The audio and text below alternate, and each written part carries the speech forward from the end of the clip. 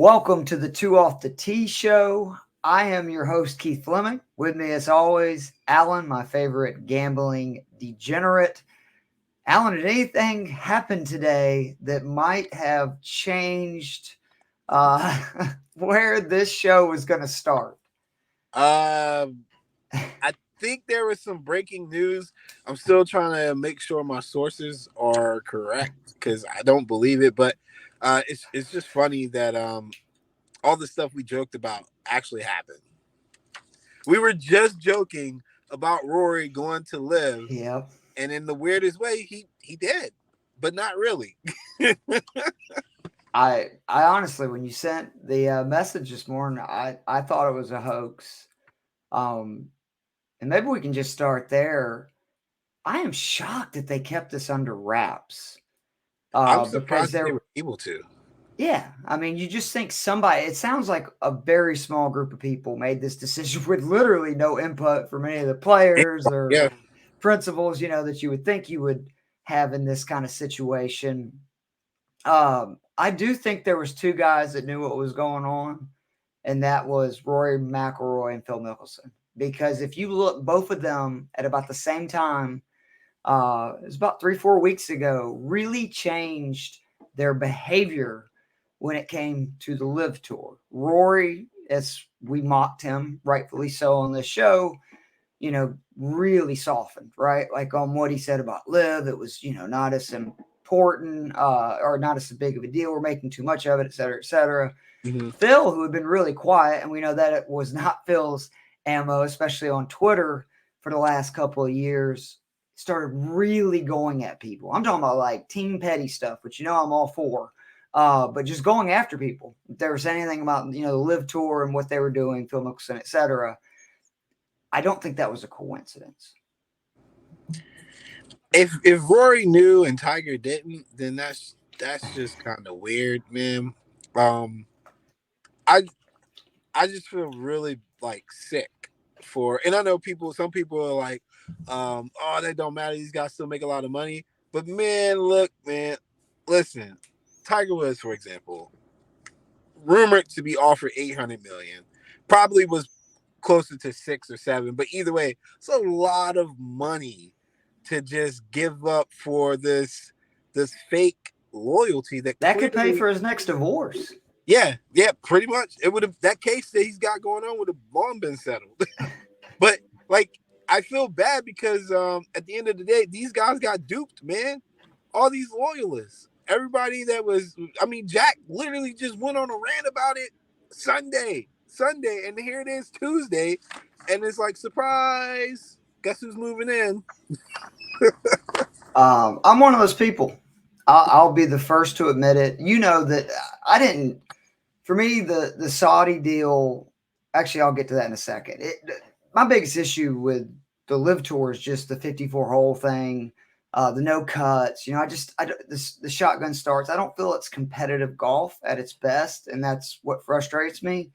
But I will admit that the fucking PGA Tour is the one who got me thinking, yeah, they are the morally right, organization of the two. And I mean, it's sickening. They did a 15-minute, and I'm trying to remember. I'm going to find this because I remember watching it. It was before an event last year. It's basically like a 15-minute infomercial with the families and victims of the 9/11, attacks, and just talking about how, basically drawing right the lines of Saudi-backed, obviously a lot of what happened on 9/11 or, had a lot to do with it. And it's blood money.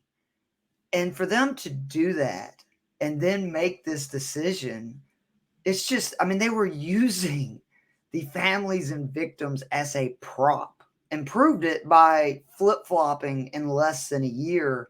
I just think it's disgusting. I really do. And I feel bad that I was mad at players, you know what I'm saying, for leaving when Phil was right. They were all right. And the PGA Tour today reminded the world, in case, we probably didn't need reminding, that you got to get yours. Because at the end of the day, if you work for somebody, if somebody's signing your paycheck, they don't give a fuck about you, and they're going to do what they want to do, and you're just a cog in the machine. Yeah, I mean, it's really hard for them to sell it any other way when literally no PGA players knew about it.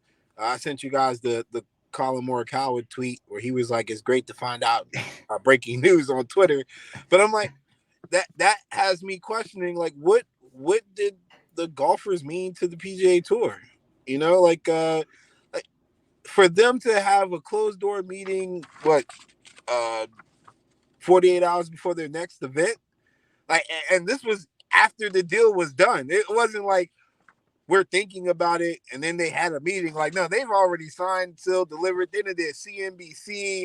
Then they put out news outlets and stuff, and set up interviews, and then they talked to the players. But yeah, at the next time, I always go back to the Harold Varner thing, where he was like, I took a lot of crap for this, but this was generational changing money for me and my people. And at the end of the day, I owe them. Like, think of like somebody like Tony Finau, who has a young family and they're just getting started and stuff. Like the type of money he could have potentially made if he'd have went to LIV. Who knows if he turned something down too? And again, these guys make money. I actually saw, I think Roy's total earnings in his career, like $76 million. Guess what? They were offering him $300 million. Like, come on. How long has Roy been on tour? How Supposedly, long? Hideki got offered $200 million. One of my favorite Yeah. tweets today, Byung An, another Asian player, tweeted that if Hideki would have joined LIV, he could own Spirit Airlines right now. There is a lot of really good stuff going on. I got to give Brooks Koepka props for just absolutely running over Brandel Chambly's body. He looked like a broken man on Golf Channel. He said he felt disgusted. Again, though, this is where it gets to the money. It's like, Brandon, if you're really that disgusting, quit. That's the best thing you can do, right? Like, quit if you're But anyway, that's why you shouldn't get too much on your high horse ever about anything. I have no problem if people take that stance. If people take that stance and they feel like they need to step away from the game or do something else, they don't want to be associated with this, I have the utmost respect for that. But if you're gonna say that these people are discussing this is blood money, this, that, and then turn around and make a deal where this is not for the betterment of golf. If it was for the betterment of golf, we wouldn't have never had two leagues in the first place. Integrity of the game. Yeah, like integrity when you've literally just lied to everybody. Like, it sucks, man. And as a gambler and a young fan of the game, I'm kind of confused because I was like, wait a minute, isn't this what you guys were saying that you didn't want? Happy to get Brooks back, of course. Happy to get. Well, and actually, because I don't want to spend the entire show. Obviously, we want to talk about the RBC Canadian Open, but let's get into some of the questions. First off, do you think they are going to compensate in some way the PGA players that stayed loyal? And I'm talking about financially. And since this isn't the radio, I'll be blunt. If I was one of those players, I'm punching somebody in the fucking face. I better get some money, man. Like, you're going Bret Hart, Montreal Screwjob on Vince McMahon. Sam Burns turned down $100 million. Sam Burns turned down $100 million. Ain't no way. I need it. And like, I didn't say it on Ryan's show when I was on there because I know FCC has their guidelines and stuff. But there's no other way around this. Like, I'm the type of person. I told my dad, I was like, I tried to fight my boss over 10K, like a 10K promotion. So I'm definitely gonna fight somebody over $100 million. Like, come on, man. Like, that's just wild to me. And I saw something about how they were gonna fine people who were part of LIV coming back. Sounds a little weird. Sounds almost unbelievable. And also sounds like you're gonna take their money and then give it to, or find a way to spread it out to the guys who stay loyal. I don't know, man. I don't know what they're going to do. I can already hear some of the takes on online about that. When did the PGA Tour become a socialist society? The whole thing I seriously, this is one of the most shocking sports stories of my lifetime. I really cannot believe what happened. The one thing that's interesting, and I saw this tweet this afternoon, was that if you notice, it's not actually the PGA Tour and LIV merging. It says that the Saudi-backed group that owns the tour and the PGA Tour are merging. So I'm assuming that they're going to maybe do away with LIV Golf, before this is all over with. But I don't know. Like, are they going to still do the team events? Are they going to be 54 holes? What players are going to be able to play on what tours? Are you going to be able to move from tour to tour? Just there's so many questions. And again, from that meeting today, a very reliable source from Golf Digest said 90% of the players in that meeting were livid, obviously, with what happened. And the only cheer was when somebody brought up they need new management, which, that was my first thought, is the commissioner has to resign. I mean, he fucked this up royally. And then he basically stabbed all of his members that he's supposedly representing in the back. It's crazy. You ain't got to resign. You got to just see me in the parking lot, man. I'm telling you, it's too much money. It is too much money for when the basis of the complaint with LIV players who left was that the PGA wasn't paying their dues. They weren't paying enough. Like they had too much control and so forth. And the PGA countered with that's preposterous. Then they raised the earnings on their events and things like that. It's just the hypocrisy, man. It's too much. It's just too much. And the commissioner's got to go, and I hope he has a good severance package in place. Well, he's already making $25 million a year, which I think Ryan said today that was more than 90% of the guys on tour, which in itself is a problem again when it's a nonprofit. That's what making $200 million annually. Nonprofit. And I really believe that this has a lot to do with the Fox News Dominion lawsuit, because it's not just, what you could potentially lose in the lawsuit. It's the stuff that's going to come out publicly. And I think there was fear on both sides of what could come to light, what they've done, what they've said. 'Cause remember, they can get their emails. I mean, they can get access to all kinds of things in a situation like this. And I think that played a huge part as well. Yeah, I've done a lot of litigation. And like I said in the chat, or I might have said it on the radio, but property law, criminal, family, like all that stuff is a paralegal. So I bounced around in courts, and I'll be honest with you. Typically, when there's two parties at odds and there's this overnight settlement that nobody knew about and is done that quickly, that there was something detrimental that was coming to light that both people were like, hell no. Exactly. and like that's what it had to be, man. Because if it was, especially with them moving to being a public company, which I think is the biggest thing.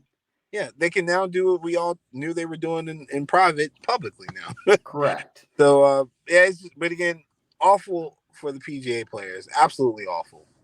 And in all seriousness, I said, for people like me and you and what we do, it's great. It's great content. Sure. I mean, this is something we could talk about year round. I mean, one of the best tweets again today was from the guy that does the Netflix golf documentary. He goes, "You better believe we had the cameras rolling today."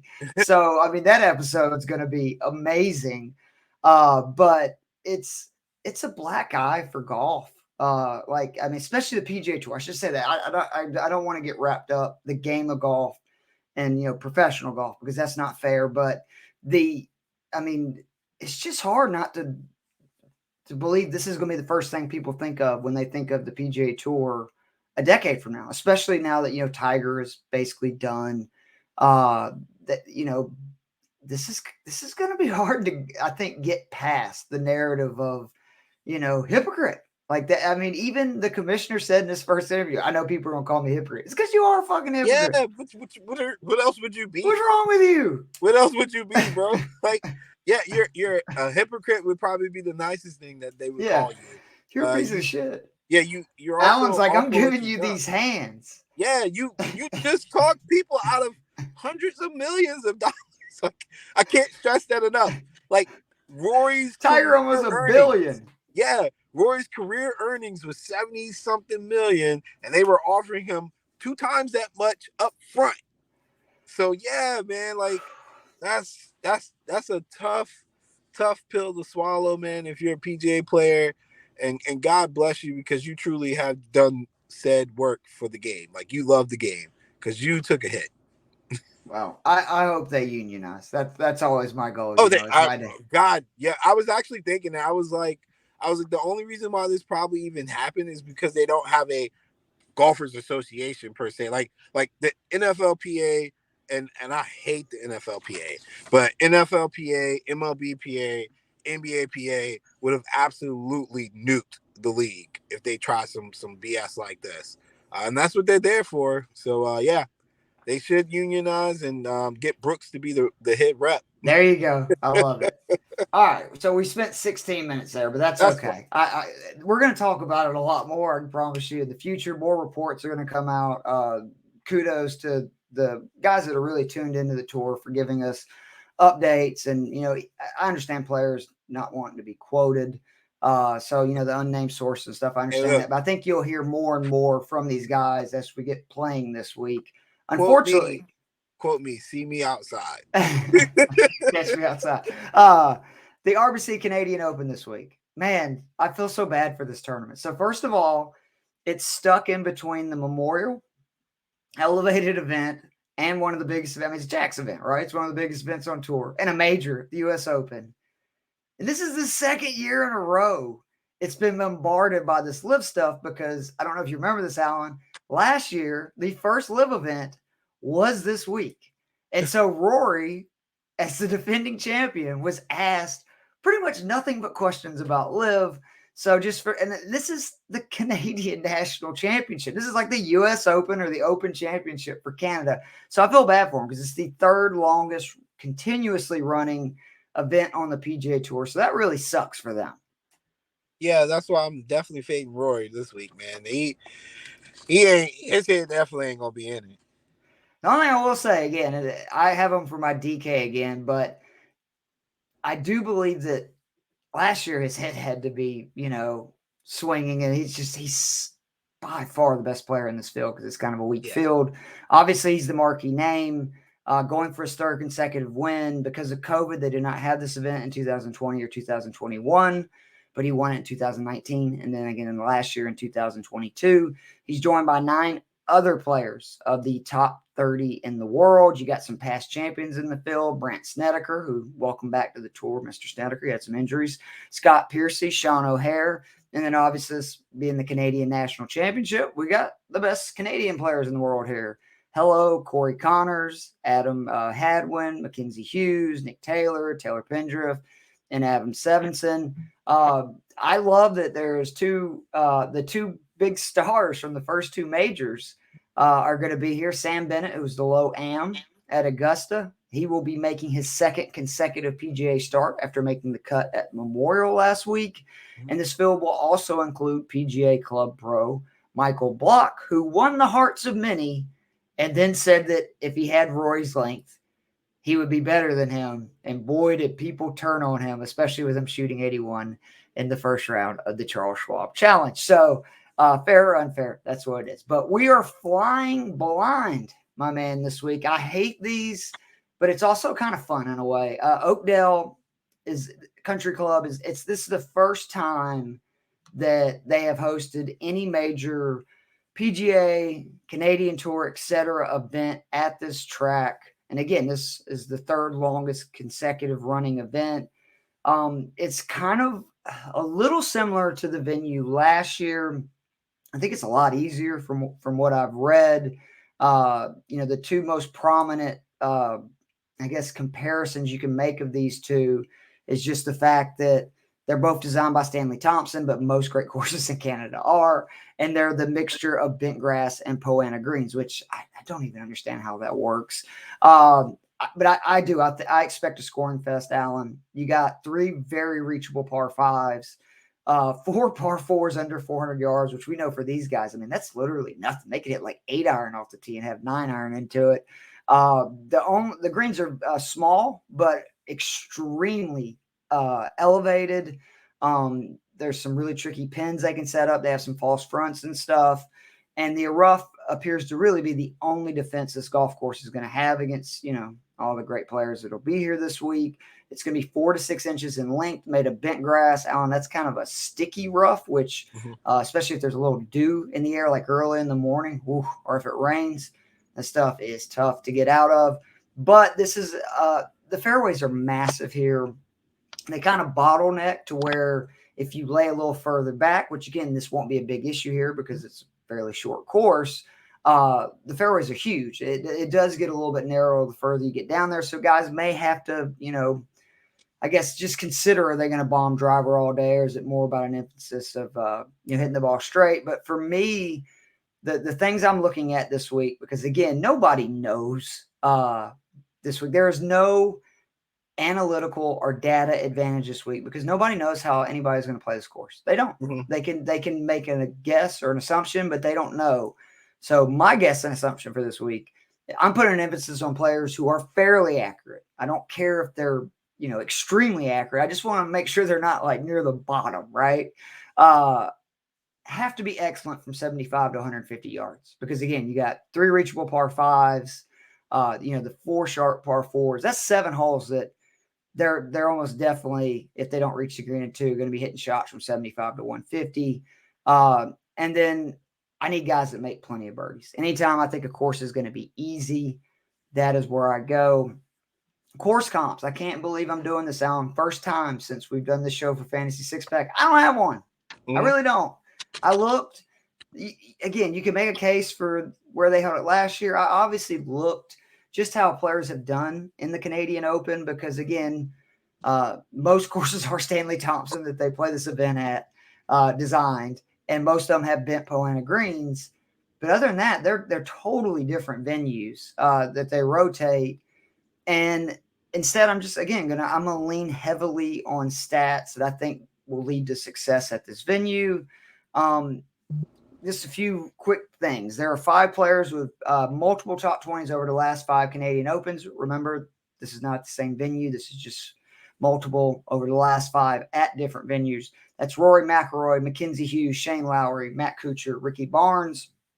In that same span, only 8 players from this field avoided missing a cut with a minimum of 3 starts. They are Rory McIlroy, Brandt Snedeker, Mackenzie Hughes, Charlie Hoffman, I'm going to butcher this name, Sung Yeo Noel, Kevin Tway, Mark Hubbard, and Cameron Percy. The stats I'm looking at, and you correct me, Alan, if there's any that I missed, but I got strokes gained tee to green recent form, and I did the last 5 events. Strokes gained approach 150 yards and within, that 75, 150 number we talked. Par 4 scoring, but I did 350 to 450 yard holes. Par 5 scoring, because again, 3 very reachable par 5s. Birdies are better gained. Strokes gained putting on bent Poana mixture greens. Strokes gained total on easy courses. And then strokes gained around the greens on small greens. Did I miss anything there for you that you really kind of targeted this week? No, I just kept it super simple because there's no data. So I didn't want to overcomplicate it. Like everything's basically a blank sheet.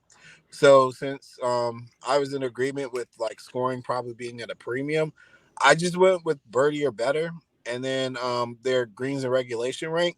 And then there's a couple guys that I have that are just like, it's just the feel. Like Tigala is or Tigala is, yeah, Tigala is hard to it's hard to really judge him by the stats because what you see this year is like, it's good, but his stats don't really stack up that well. So he's 4th in the field though, and birdies are better gained. So that's a big deal. His greens and regulation rank is pretty trash. It's because he's got a great short game. And he does get inaccurate off the tee, to your point, right? Like, that's why his numbers across the board, but he's just such a good all-around player. Yeah. He's just one of those guys that he knows how to score. Yeah, and that's why I was like, I'm still gonna pick him. and I put a star beside him because it doesn't necessarily fit what my angle is. But I'm big on just going with your feel, and I've talked to you about Yeah, that as this is a well. shoot your But shot week, right? yeah, if you know a guy has the skill set and his skill set is scoring, to hell with the data. This is a scorer's course. Take a shot on him.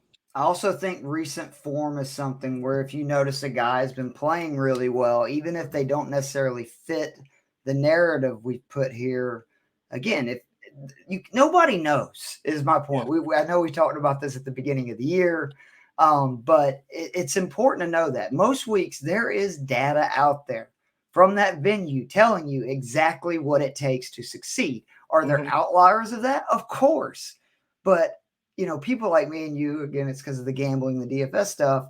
We have learned to embrace analytics, right?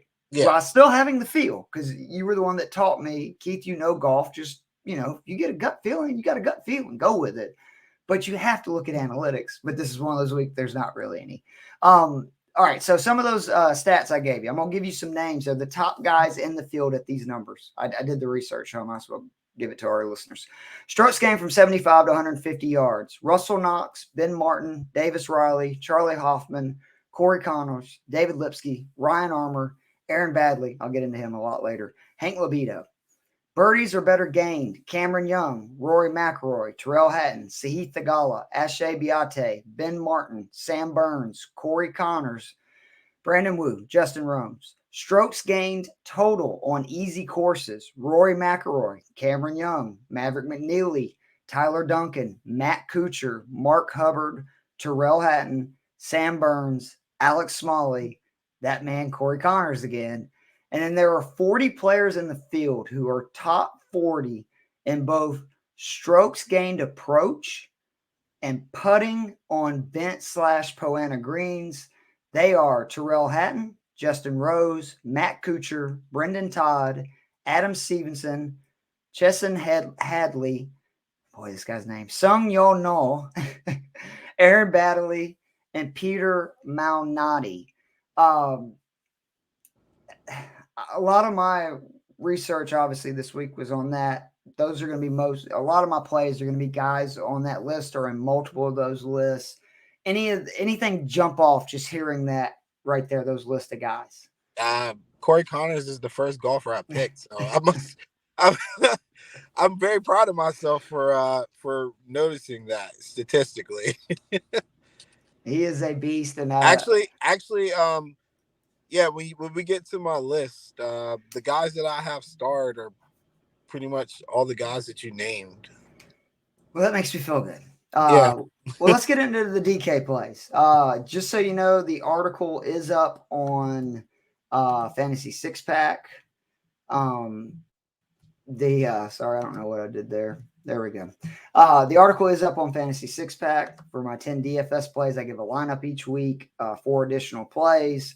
I was literally ready to get it submitted, or actually I did submit it. And then the editor contacted me. He's like, you got to say something about this PGA LIV deal.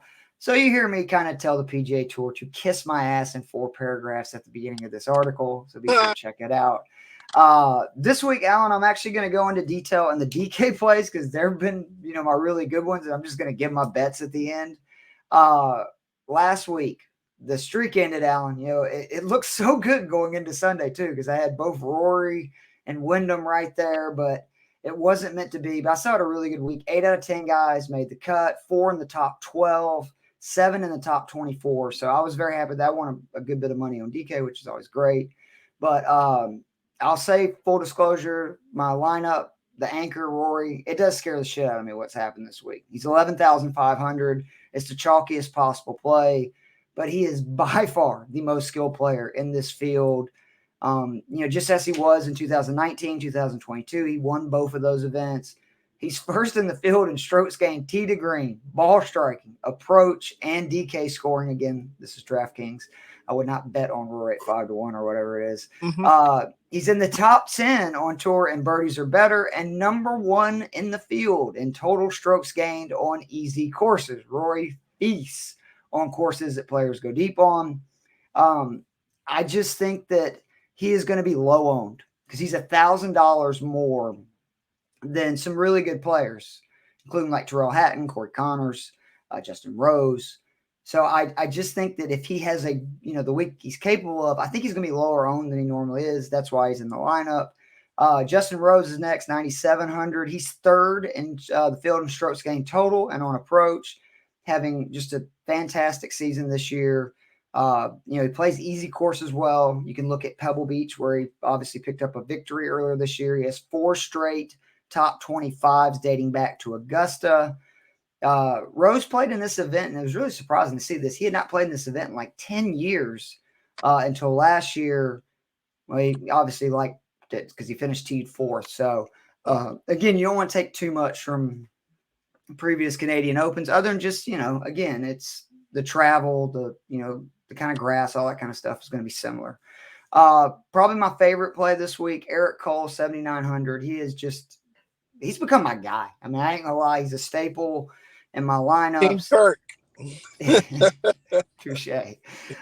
He's just a staple, week after week in my picks.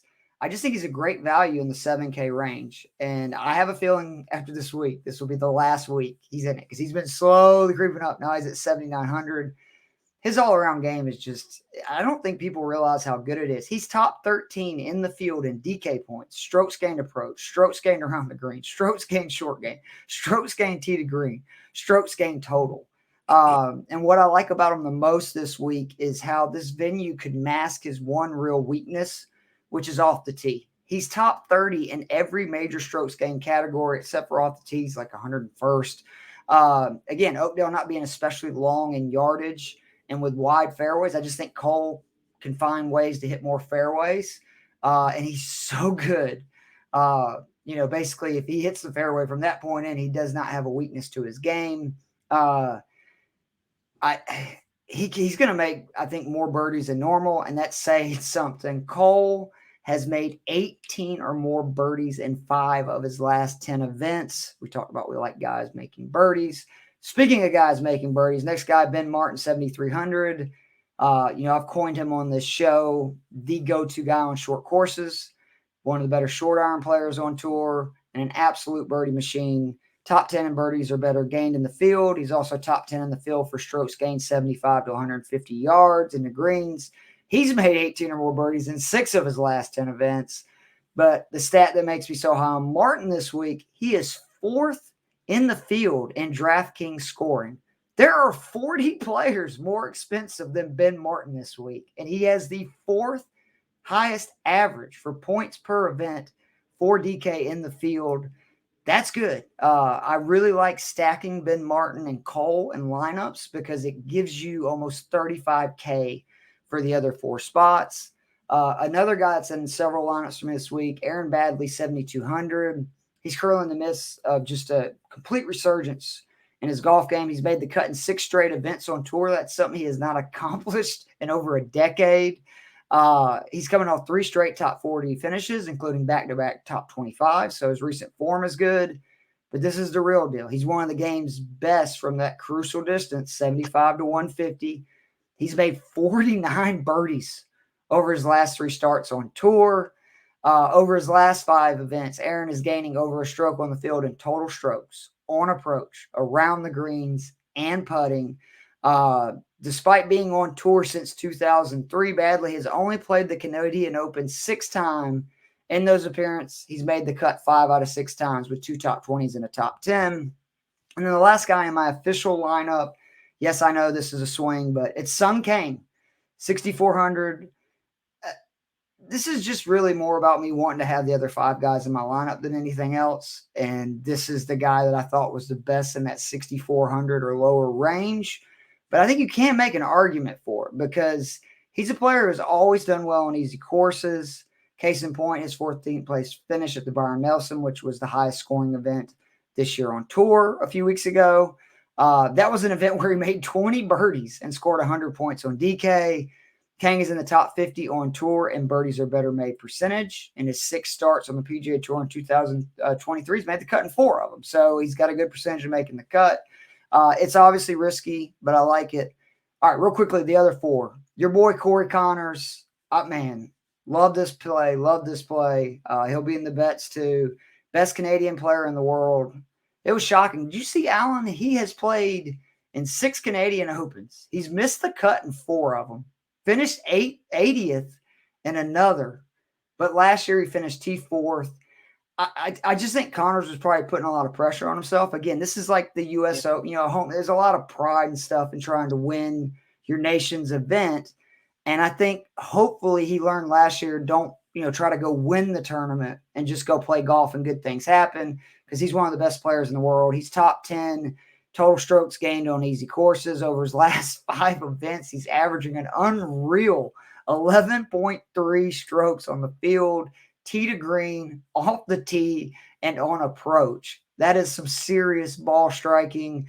But the most encouraging thing, his last 5 events, he's gaining strokes around the greens and on them, including 4 straight events gaining strokes on the greens, something he hasn't done since 2021 when he went on a run where he had 4 top 10s in 5 starts. He has a chance this week with a good finish to have 4 top 12s in his last 6. Anything I'm missing there on Connors? Because I know you're all over him too. No, I think he's just, well, honestly, I picked him because he fit the bill, but the Canada angle is definitely worth the play too. Any other Canadians you like? Taylor Pendrith. I got him on my list. Any others? You going with the Adam Stevenson or Mackenzie Hughes? Any love for them this week? No, I didn't take them just because I was like, I already got 2 Canadians and I didn't want to like go too far into it because there's other guys at the tournament I think are high scorers and they can do it. But Stevenson isn't a bad play for me. I'm not sure if I'm on Hughes as much. I'm with you there. All right, Lowry is the next one, 9,400. Outside of Rory, nobody's had more success at this tournament. Again, different venues, but still, he's gone T10, T2, T12 his last 3 Canadian Opens. Mm-hmm. And he really looks like he's found something in the last 2 events with the 12th and 16th place finish at the PGA and Memorial. He gained 14 shots tee to green and 10 on approach at 2 very difficult venues. So, and then again, the most encouraging, he finally gained strokes in consecutive events on the green, something he hasn't done since June of 2022. I didn't realize how bad of a putter Lowry was. Taylor Pendrith, 7,700 you mentioned. This is just a fill play, to be honest. Nothing more, nothing less. He doesn't have a ton of great metrics for this golf course, but he is somebody that always does well in tournaments. He makes a lot of cuts, and it's his first time playing. I think he's going to do well. There's a history of Canadians doing well in their first Canadian Open as a professional. And then rounding it out, I had Webb Simpson in my article, but I actually am moving towards Mark Hubbard because he just does very well on easy courses. He's great from that 75 to 150-yard range, and he's playing better right now. Hubbard has played really well. He's had, I think it's 4 top 30 finishes in his last 6 starts, 7,300. That's a value. Any DK plays that I missed that you like this week? I'm surprised you didn't put Bhatia in there. I have him in my bets, but yeah. I'm with you. I did think I don't know, man. He's not been playing as well the last couple of weeks. Now, granted, it's been harder courses, and you were the one actually brought up earlier that it seems like he plays well when it's, there's not really any damage for hitting it all over the lot. But it does scare me that, the 4 to 6 inches rough. That's the only concern I have about Eric Cole this week. But I don't know. I'm not going to, shake anybody else put Bhatia in the lineup. Also, I do feel bad. I did disrespect Adam Hadwin. I'm just mad last week. I can't personally pick him, but he's a good Canadian golfer as well. So Hadwin's in the same category as Cantley for me, that anytime I pick him, it's bad news. It's kind of like Raw for you, 7 over. In my entire, if I could just get this tidbit off real quick. I've been betting golf for years. I've had people shoot a combined 7 over. I've had some wild losses on bets. I've never had a guy go from second place or top 5 to out the cut in a single round. That was insane. And not at like a major or something where, like, say, the wind came in, yeah, like an Open or something insane. And the worst part was that I had predicted that would be my downfall, because every time water is in play on a course, I just always pick a guy who just can't miss. He just can't miss the water. I was pretty angry. I'm not gonna lie. I tried very hard.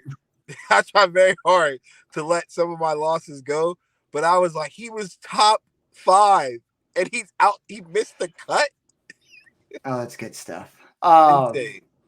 All right, let's get to our bets and props, and then we will get the F out of here. Who's your low odd pick this week? Who's your lowest odds pick to win? It's a tie between Corey Connors and Justin Rose. What did you get Rose at? 18 to 1? Yeah. Okay. That's what I have him at. He's my lowest odd one. I do like Connors. I only put Rose as an official play, but between me and you, I'm probably gonna put a little something on Connors. But if you had to pick one, which one would you pick? I'd pick Connors. Okay. I think I'd pick Rose, but it's close. I've seen Connors like put together like some consistent like scoring. That's really my thing. Like, Connors is a birdie magnet, and he's 11th in greens and regulation rank, and I think he's top 10 in birdie or better percentage as well. No, he's if he putts well, I think he could easily win this event by kind of like what Rory did last year. What's your next low odd bet above the 18 to 1 range? Theegala at 30 to 1, just because, like I said, just the field play. Yeah, he's due. What do you think? Yeah, no, for sure. Like we had talked about Victor Hovland, somebody that was trending up. You just knew at some point he was gonna land one. Did we have him on our betting card? Fuck no. No, of course not. but my boy we did say that. Yeah, my boy Jeff took him 8 to 1 live. Nice call. He got a nice little win off that. But in a field that's weak like this, I think he could ascend to the winner's circle. All right, I've got Adrian Moronk. I don't even know if I'm pronouncing it. Yeah, no, that. I saw that name. There's no stats on him. 40 to 1, one of the best European players from the DP World Tour. People are going to realize, I just think that's great value. If he was on the PGA Tour and doing what he did in the European Tour, which, by the way, he has done when he's played in PGA Tour events, his odds would be lower. They just would. He's a really good player. I just felt like he was a bargain at 40 to 1. Do you have any guys in the 40s or 50s range? No, but I'll say the first time I won a bet with Terrell Hatton, he was primarily a European Tour guy, and it was 50 to 1. And that sounds like the guy you just named. So, yeah, definitely don't be afraid to take a guy who's good over across the pond and coming over here as well. Same thing for Hojard, another really good young European. Same thing for Harry Hall, who all three are in this field and playing very well.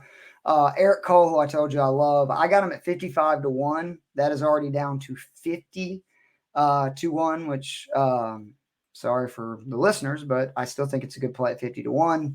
And then Brendan Todd is my last outright win that I don't consider a long shot, 80 to 1. Todd wins an event every once in a while, and he is another one of those guys that he feasts on easy courses. If you look at Todd's last 2 years on tour, almost every event that the winning score is over 16, 17 under par, he's in contention. Yeah, that's a good call. I actually took a flyer on Will Gordon. Oh, I do like that. At 80 to 1. And then I almost had him on my DK. Yeah. And then I got to go back. Aaron Rye, baby. 80 to 1. Yeah, I'm definitely not putting him in my DK lineups now. No, man. I know. I'm screwed everybody. Sorry, Aaron Rye. I need to tweet him and tell him that I'm the reason why he hasn't won yet. But it should be a birdie fest. I think he's got a good game for what should be an easy course. I agree.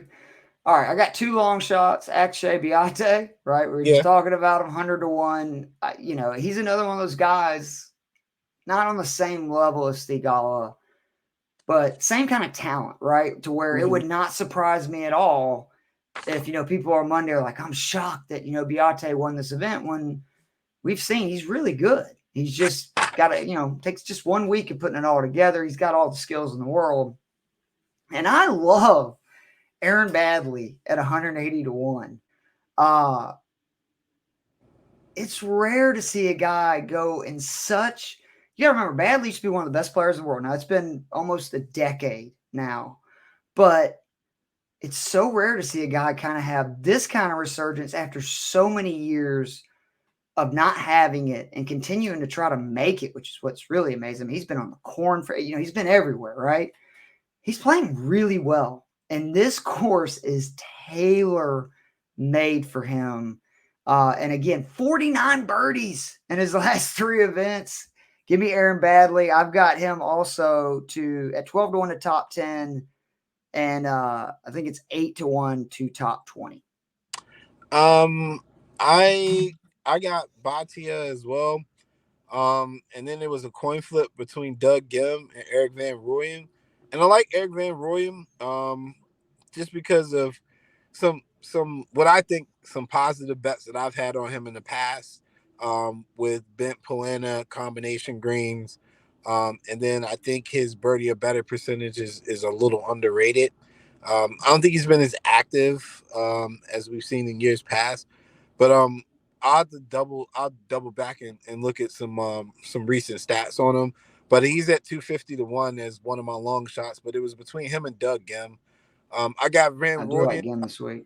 Top 27 to 1. That is subject to change. Aaron Rye top 10, 7 to 1. You already know my history with that. And then Justin Rose top 5 at 4 to 1, which I was pretty surprised that it was 4 to 1. He's been the top 5 odds are kind of crazy. Again, the Adrian Merak I was talking about from the DP World Tour, he's plus 850. Yeah. Cole is 11 to 1. Pendrith and Todd are both 16 to 1. Martin, a guy I told you I love this venue, he's 18 to 1. Those are all top 5 odds. Mm-hmm. Top 10, why not? Give me Sam Bennett 6 to 1. Obviously showing he's got a world of talent. Easy course. He could go low. Brent Snedeker plus 650. I like what I actually saw out of him. He had never made the cut at the Memorial, and he made the cut in his first tournament forever. Sung Kang 9 to 1. Again, Aaron Baddeley, I said 12 to 1. And then top 20 again, I like Todd 7 to 1. Your boy Beatas plus 850. I like those odds. The top 20. Yeah, I've had bad luck with him in top 20s. Todd's an interesting look because he does usually eat at these easy courses. So that's kind of doubling down on it, right? Because he's 16 to 1 to top 5, 7 to 1 to top 20. That can't be right. Actually, I think I looked at the wrong number. Hold on. Let me make sure I didn't screw that up. Any other guys that we have not mentioned that you really like this week? I'm sorry. Todd is plus 280. I'm sorry. All right. I was about to say, yeah, that was. So he must have was probably supposed to be in the top 10 at 7 to 1. Yeah, and I wrote that down wrong. That is my bad. There's nobody that we talked about, and then while you were talking, we did get a tweet. God, we got a text from Ryan, and it's like CNN's already running stories about people calling PGA traders for merging with Saudi-backed entities. So and they should. Started. Yeah, and they absolutely should. I have little to no sympathy for any crap that the PGA tour organization takes over the coming days. And I actually hope that it does lead to more sympathy for the players. Maybe it leads to a players union, which has been proved obviously this week that you need. Yeah. And, it's disgusting, man. It's like everything wrong, with the country, with the world right now, that integrity and morals, they go out the window the minute somebody offers you that back. Hey, I told Ronnie I'd turn on him for 10K, man. I know. I mean, I'm not saying I'm any better. I'm just saying though that is the way the world works, and it's sad because the people who made this decision are all going to be stakeholders, right? They're all going to be on that board. They're all going to get freaking rich. They all probably already, considering how Saudi does business, they probably already got paid. You're a smart man, Alan. Yeah. All right. Well, that was fun. Again, the RBC Canadian Open.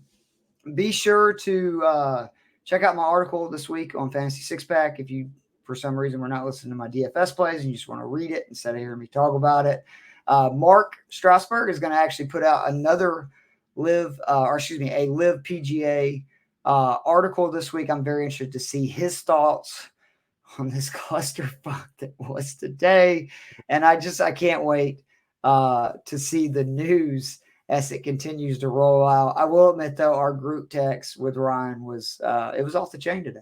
Yeah, it's pretty funny. So, well, we appreciate you guys. Be sure to subscribe to the Fantasy Six Pack YouTube channel, and we'll see you guys soon. Peace. Yeah.